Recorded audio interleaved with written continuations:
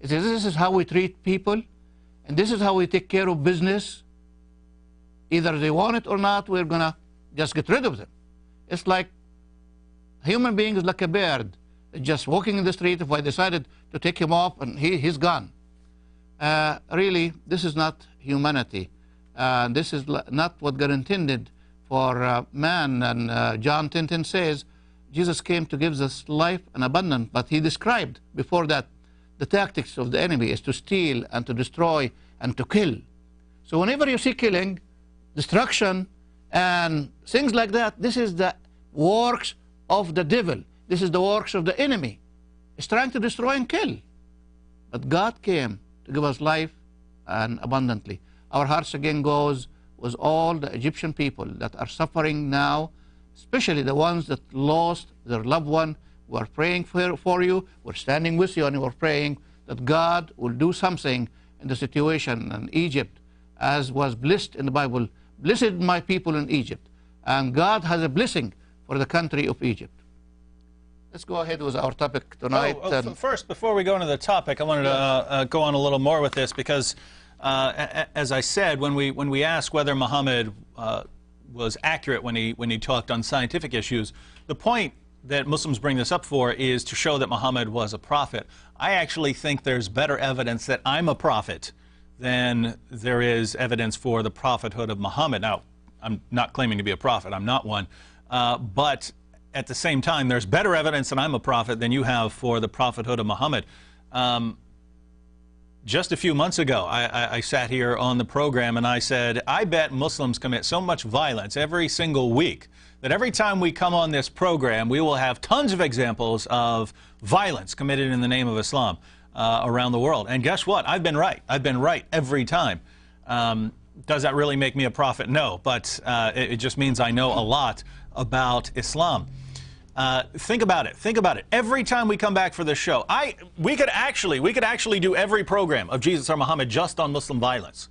We could actually sit down we don't want to, but we could sit down every program and just talk about the violence committed in the name of Islam over the previous day or week. There's tons of it. You have Christians being killed, leaving a church service in Egypt. You have a church in Malaysia being firebombed. On Christmas Day here in the United States, everyone remembers that more than 200 people. Yes, his trial began today. A Nigerian Muslim who wanted to blow up a plane, and he actually had enough explosives. He had enough explosives in his underwear to bring that plane down and to kill everyone on board. But the detonator... I want to let them show the pictures. If you please can show the picture of the Nigerian man while David is talking, explaining the story. You know from several days ago that this Nigerian guy, he came with one-way ticket, no luggage, and just he's coming to die for the sake of Allah.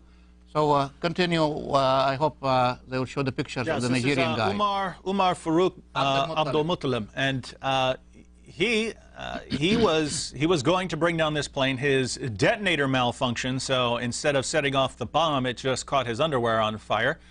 We can all praise God for that because more than 200 people, men, women, and children, would have died in that attack. Even after that. So this is a plane that's bound for Detroit. Even after that, another plane that was heading into Detroit, Michigan, just recently. From Florida. Yeah, from Florida. A man's on the plane, a Muslim man saying he wants to kill all Jews. He wants all Jews dead. There he is. Yes, there's the man. His trial. Yeah, his trial actually started today. I was outside the courthouse when I saw his family. His family came here for the trial, so I saw his father there at the courthouse. But he wanted to bring the plane down. Even after that, while everyone is so worried about violence in Islam, here a Muslim will get on a plane and start saying, I want to kill all Jews. I want all Jews dead. He's yelling on a plane. Actually had to stop the plane and get this guy off. So these are some things going on in Detroit. Interestingly, just a few days ago, there were a group of 15 Muslim teenagers in Dearborn, Michigan, so they're just a few minutes away from Detroit. Those of you who saw our Sharia in the U.S. video where Muslims attacked us for asking a question in Dearborn at a booth that invited us to ask questions. The Muslims have a big booth. If you want to ask questions, ask them here. We asked some questions. We were actually assaulted by Muslim security guards for asking a question. But that's in Dearborn, Michigan.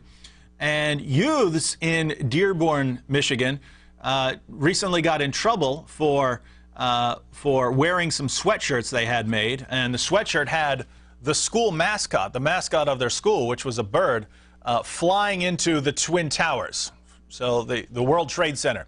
So this was sweatshirts that these 15 Muslim teenagers wore to school. It was mocking terrorism and mocking the death of more than 3,000 people at the World Trade Center. And so this doesn't seem to worry anyone that much. They weren't even punished. They had to sit down and listen to a lecture on how Islam is really peaceful and it's not appropriate to make jokes about the slaughter of thousands of innocent people. But that's it. And we find this over and over and over again, and no one seems to make the connection between Islam and violence. And I'll just say, and maybe one day this weekend I'll put up some video footage, but Muslims here in the Detroit area and in the Dearborn area called for a peace rally because today begins the trial of Abdul Muttalib, and he's on trial. And Muslims wanted to hold a peace rally outside to proclaim that Islam is against terrorism. I went to this peace rally, and I didn't count. When I play the footage, I can actually count the Muslims who were there, but I would estimate somewhere between 30 and 50 Muslims showed up to this peace rally, and they were calling for thousands of people. And this is very similar to what happened a few months ago when Muslims were having a rally in Washington, D.C., yes, and they were going to pray for our country. So we're going to pray for the United States of America. They were calling for at least 50,000 Muslims to show up, and I think around 3,000 Muslims actually showed up. They were calling for thousands of Muslims to protest against terrorism here in Detroit, Michigan, in the United States of America. And just a few dozen showed up. A few dozen Muslims showed up. So the impression you get is, yes, there are peaceful Muslims in the country, and yes, they don't like terrorism, but they don't dislike it that much. We kind of dislike it. We kind of don't like terrorism. We kind of don't like people being killed in the name of Islam, but not enough to actually really go and raise our voices against this. And remember, during these, like November and December, we started with the people, the Afghani guy that was in Phoenix, Arizona, and he has some follower in New York, the Imam that got arrested. Then we went to Fort Hood. Yeah, Fort Hood, the Fort Hood massacre. Fort Hood massacre, and then we went to this airplane, Nigerian guy. And just, I think today or yesterday, 2 more Muslims were arrested in New York, New York, where I live. 2 more Muslims were arrested in association with a Muslim who a few months ago was charged with planning terrorist attacks. And it's everywhere. It's everywhere, and it's all around the world. Wherever Islam spreads, you have a significant number of people who want to kill everyone around them. And where do they get this? Where do they get this from? They get this from the teachings of Muhammad. If you go to Surah 9:5, if you go to Surah 9:29, fight those who believe not in Allah. That, as far as I'm concerned, that is the clearest verse in the Quran. That's every bit as clear. That's every bit as clear as Muhammad's command to only believe in one God.